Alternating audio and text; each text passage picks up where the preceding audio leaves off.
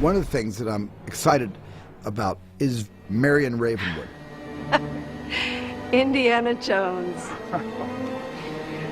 About time you showed up. Mom. Sweetheart, what are you doing here? Forget about me. You all right? Mom. Young man, I specifically told you not to come down here. It was so great to work with Karen again after all these years. She hadn't changed a bit. I always knew one day you'd come walking back to my campfire. She is the same feisty Marion Ravenwood as she was when we released the picture in 1981. I learned to hate you in the last 10 years.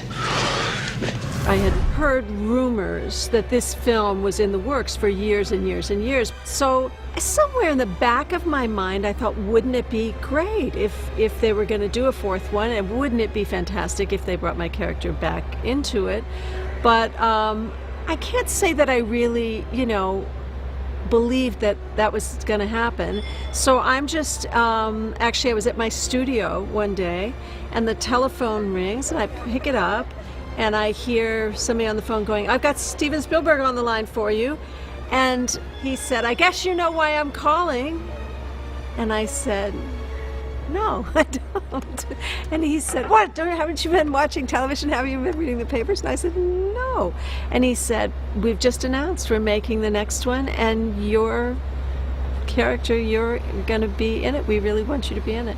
And I had sort of imagined maybe it would be a wonderful little cameo or something, but he told me how, what a major role he wanted my character and me to play in the film.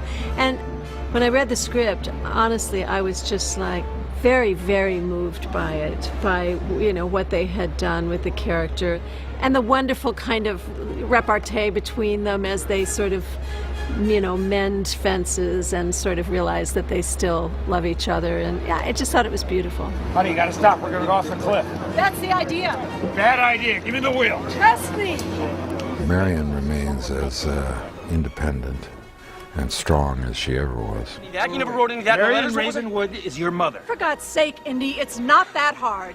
And a lot of the comic fodder comes out of their relationship, and also out of the process of the revelation of his fatherhood. He's a good kid, Marion. You should get off his back about school. Mutt, Not everybody's cut off for it. His name is Henry. Henry, good name. He's your son. My son. In the beginning, it was a daughter he didn't know about, and I thought that'd be a great thing. Stephen actually didn't like that idea, and so David revisited the idea again as a son, and then this time we approached him with it. He sort of said, "Okay." My name's Mutt Williams. Mutt? What kind of name is that? That's the one I picked. You got a problem with it? In the beginning, it was approached kind of as he was a nerd. He was kind of a straight-laced kid that wore suits and things. And then later on, we decided that that isn't really the way it should work. It should work that he's the wild kid, which is what Indy was to his father. Dad!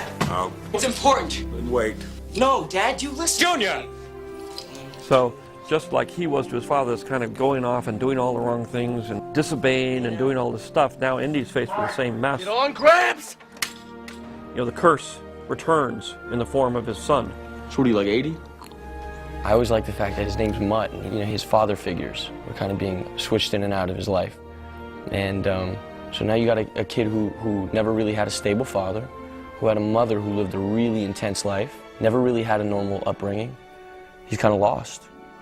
The way Stephen always explained it to me was like man boy, where you got this person who on the outside is trying to present himself as something that he's really not. I'm a man, so look at this knife, look at this bike. I'm a man, look at it, And it's never that simple. I'm ready. Don't give these pics a thing. Clearly I've chosen the wrong pressure point. Perhaps I can find a more sensitive one. Приведите женщину! We couldn't do Nazis again, and I wouldn't have done that anyway. But because of the 50s, the other thing about the 50s was the Cold War, and the Red Menace, as it used to be known in America, and the threat of nuclear annihilation, nuclear intimidation. That was something that was in the headlines every single day, and so the Russians got the job.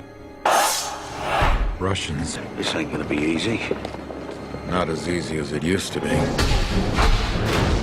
The skull was stolen from Akator in the 15th century.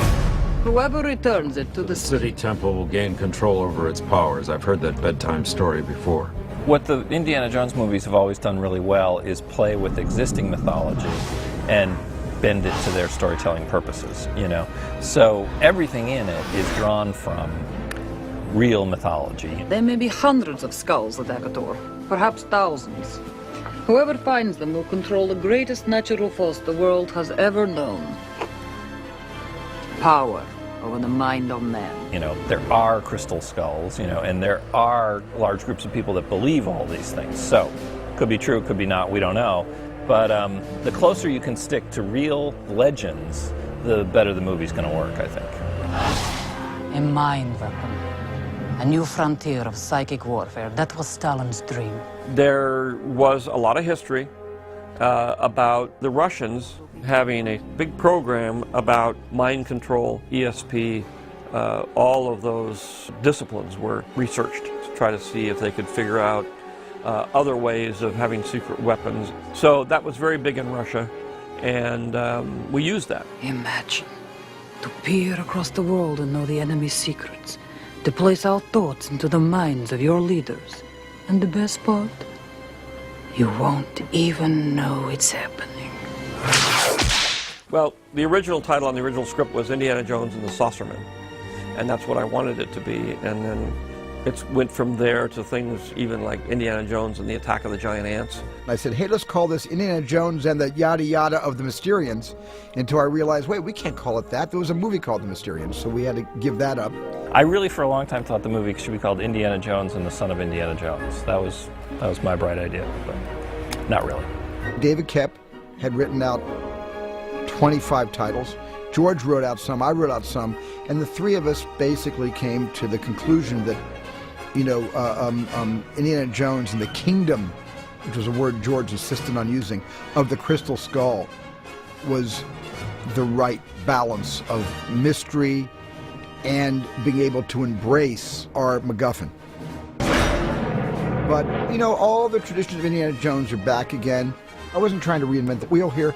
I wasn't trying to make this movie bigger or better. I wanted this to be a blood relative to the other three Raiders pictures.